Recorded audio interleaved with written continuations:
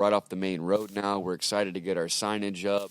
And hopefully next year we have a really, really strong season. We get some more boards out on the water. This sport really takes off. We need a better year, 2021. Yeah, we need a better year. I thought this year would be good, but it didn't go for a weird year. Hey, Jordan, correct me if I'm wrong, but is this the largest jet surf facility in America? We're technically, when this thing is built out, this will be the largest jet surf showroom in North America. Congratulations, man. Yeah. Well, we're not there yet. We got to, but it's, it's there. You've got to get the space. You've got to get the location. You've got to have the vision, and then you go from there, and you build it out, and you make it happen. You make it a reality, right? That's right. That's your passion. That's the thing I've been talking about. Even when we first met, we talked about passion. Yeah. And I'm glad to see you here. I like the new blood. You're the new blood in our area. Yeah. It's hard to find it in our business. Our business is a difficult business. It is, yeah. It is.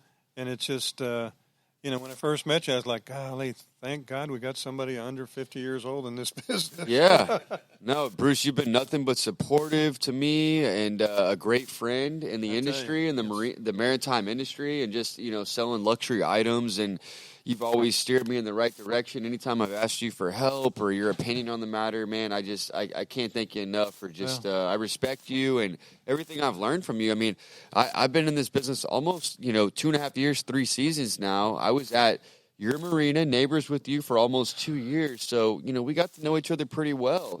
I got to learn about awesome boats. You got to learn about motosurf, and it's been pretty neat watching us both transition these last couple of years. I mean, I'm impressed, with what you've done, Jordan. Like I said, I'm going to be there just making sure you keep going, Well, thank you. I appreciate that. It's just like, I had the same kind of thing when I was first starting. Yeah. Most people are like, what are you doing bringing that kind of stuff into our business? Yeah, they don't see it. They don't see it, but you know what's going to happen. And I was called the odd man out all the time. I'd go to the meetings at the BPAT. No one's going to buy those. They're too expensive. But that's not true. You just got to be the one. I had one of the dealers over there call me a bad penny all the time. Yeah. I about took him out and beat the crap out of him one night. Probably deserved it, he was just one of the good old boys. What are you doing that stuff for, Yeah. Harley Davidsons, they'll never make it, Yeah, right, yeah, one of those types. Oh, are you kidding me? Yeah, like the guys that said Honda. They said Honda's a piece of shit. It's never going to compete against these other brands. And now, I mean, not that they dominate, but they're definitely a brand. They're dominating a lot on the IndyCar circuit. Yeah, there you go. Yeah, so, we got into companies that are a little bit niche or not controversial, but just, a little ahead of their time. A little bit ahead of their time, but we catch up, people catch up, and like you said, we're the ones that are willing to take these amazing sports that are extreme water sports to that next level. And that's what we're doing every day, racing them, selling them, servicing them. That's what we're doing, making people have fun on the water. That's the work that we do. That's why I'm so impressed with Mercury Racing, because it's an American company. Yeah. And not be taken over yet by the Japanese. Right. Tohatsu and all that. They have good technology. I mean, they actually fought. I mean, they still fight with Yamaha, Mercury outboards. Yeah. But they're still up there. They're getting their piece of the action still. They're still an American company. And they combine stuff all the time, too. It's not always just one thing. But I'm still a Mercury fan. I mean, definitely. I've tried other, engine builders, and some of them are pretty good, but they just don't have the same. They don't have the same. Of course, they don't have the same money, and they don't have the same technology. Now, Mercury Power is, from what I've learned from talking to you and some of these other guys. I mean, Mercury Racing. That's where it's at. If I ever get a chance, American muscle, it's Mercury. Oh yeah. If I ever get a chance, we get a race boat out here. I'll take you all for a ride. Yeah. I'd be honored. We'll do a little episode. We'll do a little 20 minutes on the dock, and then we'll be like, all right, guys, headphones off. We're hopping on the boat. Right. We'll catch you next week, and we'll let you know all about it, Bring all this and stick it in the cockpit. Yeah, we'll do it. not? We'll do it. Yeah. I've got a 360-degree camera we can bring. Yeah, we'll go remote. I've got some gear. I'm in. We'll take the boat to Galveston, film some, and then we'll stop at like Katie's Seafood, have some lunch, and talk a little more and come back. Yeah, it'll be incredible. No, that'd be an honor. That'd be a true honor. I always people ask me, how long does it take you to get to Galveston? I said, which boat? Yeah, that's a great answer. Exactly. I think the best we ever made was 22 minutes. 22 minutes in Galveston. from Landry's to wow, to the mouth there going into. Wow, that's crazy. That's a good time. That's smoking. I crewed the Harvest Moon Regatta, and I'll tell you, it was a lot more than 22 minutes to get to the house. Yeah, that is for sure. Took a lot longer to get to the starting line than that long. Yeah, probably like 4 or 5 hours. Yeah, it took a while. Yeah. Matter of fact, actually, we tore a sail and had to change out a sail before we even got to the starting line. Yeah. Yeah, and actually, one boat that year, one boat got demasted. Yeah. You know, I've only been on a sailboat once, and it was in Ukraine. Oh, okay. Really? Odessa, Ukraine. You know, that's a big party city in sure. Ukraine. Is it landlocked or is it on the ocean? It's on the Black Sea. They got this Black whole sailing Sea. thing on land. Black Sea, that'd be awesome. Yeah. It was the water's always kind of like going to Lake Mead. It's cold all the time. Yeah. They say there's no sharks, but I never. And I was like, really? I can't believe that. Yeah. I've been swimming in a lot, and I was like, are you sure there's no sharks here? I see fish here. There got to be sharks. Yeah. Right. Yeah. Well, man, Bruce, I mean, we could talk all night. I really, honestly, like, it's been an incredible honor to finally have you on the show. Huge honor. We'd love to Huge have honor. you back Thank you on very here much. soon. Thank you. I appreciate it. Thank you, sir. No. So many things to talk about. We'd love to have you back on and talk about Bullock Marine and just, I mean, you know, when next summer comes around, I mean, just all the different Hopefully stuff we can, that's like I going said, on. we can get to the water. If I can. Let's do it. Let's do it. Yeah. We'll figure out one. You know, maybe next year we can before the outlaw or during the outlaw. Yeah. I'll try to push him because I've got a client right now that wants to build a big boat, and if we get him in it, you know, he needs a lot of teaching, and I can spend some time and you know and get y'all involved. You know. Oh, we'd love that. You know, that'd be huge. That way we can show the public a little more of it because most of the time all they see is a boat. Right. Yeah. Go right. by real quick. They need a little bit more of an inside, you know, on the boat, you know, some coverage, some interviews from people that drive the boats. Like you said, the throttle man, the driver, you know. Bruce needs his own reality show. Is what he needs. I mean, honestly, he really does. Yeah. Well, we're building the green screen and the set, and so Can you give me one of them reality shows seven-figure deals? You know. Well, we'll have to work on that. You know. Yeah, we'll have you on. Maybe we'll do the one on the fly, and then that'll get you for the big one. You're right. You know. I mean, they do it for everything else. Why not that? You know. Yeah. All the building and stuff. We could. But instead of keeping up with the Kardashians, it's just keeping up with Bullock's boats. Man, keeping up with Bullock's boats. Bruce Bullock's boats. The alliteration. So fucking fast. I like the alliteration. Bruce Bullock's boats. Maybe Trump would finance us. Right? Hey, why not? You know? I mean, all these Trump parades. Who knows? You know, yeah, he might be. He's actually. How fast can a boat with a Trump flag go? Yeah, exactly. You know, faster. He sponsored our one of our main mechanics on our race boat. He worked for Popeyes. Really? Back when Popeyes was racing and he was still alive. And they said 1 year he worked for Trump. Okay. Wow. Trump sponsored a boat for. He's been into everything, hasn't he? The Miami Vice. Who's the Miami? Don Johnson. Yeah. Him and Chuck Norris. Oh. And Texas Ranger. one other actor from California. He's a good actor too. I can't remember his name.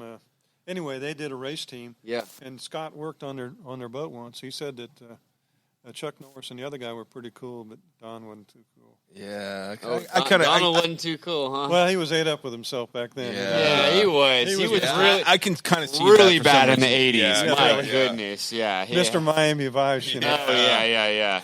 Wow, he thought he had it all figured out. But Actually, who would have thought it? Yeah, apparently he did. I don't know. Well, he did. You know that did get a lot of things started. Like right. That actually kind of helped the whole Go Fast movement, right? I could tell you a story about the movie that they made. You know, the late movie. You know, with Colin Farrell and the more recent Miami Vice movie. Neither one of them knew how to run a boat. They had the boat they were racing was an MTI. I remember they were showing MTI, but what they didn't show was the front of the boat. There was a guy running the boat from the boat backwards. That was one of my buddies. Oh, nice. Yeah. He said he was the one having to run the boat, you know, because they didn't know how to do it. Sure. No, yeah. I think in one scene, Colin and young lady took it to Cuba, right? Yeah. Yeah. During the movie, yeah. Yeah. And that was what? That was Colin Farrell and Jamie Foxx. Yeah. Boat, huh? That was probably like a $1.5 million boat they were running, or what? Yeah. That was. Let's see, I think it had 600s in it. It wasn't a real super fast. Okay, about no, 125, 130. Yeah, sometimes they look badass on the water. They look beefed up. They look like they're going fast, but Not until you're actually in They it. they do the helicopter shots and make it faster than it is. It looks and incredible. You're like, actually, that was only going 70. Which is still fast, but they can go 170. Shoot, I tell you, those crazy. helicopters make you nervous because they hover right over you, and you can feel that downdraft. Right. You're running along and going, what is that? You look up, and there's that helicopter right there, and you're like, please get away from me. Well, so I've heard this, and this comes with car racing too, and I know we've got to wrap up here soon, but a helicopter only goes about 200 miles per hour. Not even that fast. Yeah, not so. Yeah, right. Most of them run about 110, 120. So they can't even keep up with some of these boats. No, they don't. Not now. Not even. They can't even keep up. They're zooming in. They are ahead of the game. And it's all, it's photo optics right there ahead of it. They're zooming in. They make it seem like it's right there, but it's zooming past them. It's pretty cool to see them do this sideways thing. Oh, man, it's super cool. But you can't go, you got to go like 50. Yeah. Because they can't do that real fast. That way. But I mean, for them to just sit there and you're like, it looks cool. Wow. And that's one credit to Paul Robinson, I'll say. Bringing the helicopters in, I think, I think that draws in the wow. I think that's neat. Remember the white helicopter? Yeah, of course. Following us? Yeah. Oh yeah, you guys. Y'all were the show. Y'all y'all were the challenge that year. Let's be real. Y'all were the show. But it was pretty cool. We turned around like, look at that damn helicopter right on our boat. Yeah. Speedboat magazine across it. Yeah. Yeah, see, in the jet surf business, we think it's so cool when we've got the drone following us. I mean, we've got a $400,000 helicopter like right above us. We don't even compete. Well, I mean, and of course, I imagine Bruce knows. I mean, there's a local photographer here in the area. He used to be in Jamie. Jamie Russell. Yeah. He took most of the pictures in my office. Yeah. Jamie would go. He would ride in any helicopter. Absolutely. Yeah. He'd be over there hanging out like without a strap on. Even he was a ex-Vietnam. Helicopter. Did a lot of National Geographic photography back in the day. Yeah, marine biology tough stuff. to get shots, man. He went down twice. Yeah, I know. That's when you're talking about Lake Havasu, I wasn't sure if it was Lake Havasu or Lake of the Ozarks. Ozarks. Yeah. I think he was doing a shoot he down went there, down and there. the helicopter went down. He was in a hospital for Yeah. quite a while. Oh my goodness! I wasn't going to mention that, but since we're talking, Did the pilot die or something? I think the pilot might have died. Yeah, Jamie lived, but I think the pilot died. Wow. Can you imagine? Yeah, when you live through No, something, you're like, everybody's dead but me. I mean, whoa, dude. What They had an another one experience. in Sarasota. They were doing a photo shoot for Powerboat magazine, and the helicopter came and actually went down in the water before the boat, and the boat ran over it. Oh no. man. And it killed everybody on the helicopter. On the helicopter was one of their really good photographers, and his name was Tom Newby. And he I might have met him. And he, the only reason he died is because they couldn't stop the bleeding. He was still alive. And but when you're on the water, you got to get him off the water. You got to get him to the you gotta hospital. You tourniquet. they had another boat out there, but they couldn't get back to Sarasota quick enough, and they didn't have anybody else with a helicopter or anything, and he bled to death. Wow. Yeah, and he was a pretty cool guy. I met him a couple times. He took real good pictures, just like Jamie. Jamie took It's real an good art. Jamie's. Yeah. We've got guys that take these photos at jets. We can't hire people to take photographs of these jet surf races. You have to have guys that have already done it. They're racers. They've been doing it for years. They get those perfect shots. You just take a guy, hey, you just need to film this, take photos. They don't get it. There's guys, it's an art. They know how to get those shots in your industry, my industry. That's what they do, and they get those money shots. I don't think we could ever get Jamie back in a helicopter. Yeah, I don't think so. I think he's done. Yeah. No, I've talked to him since. Yeah, ran into him. Yeah, down one of my favorite watering holes down in Bay Cliff. Yeah, I think he's done. Yeah. But I've collaborated with him on a lot of covers for the Bay Runner magazine back when I used to do that. And, yeah, I mean, just unbelievable photography. And he used to do a lot of diving stuff, too, for National Geographic magazine. Oh, wow. Yeah.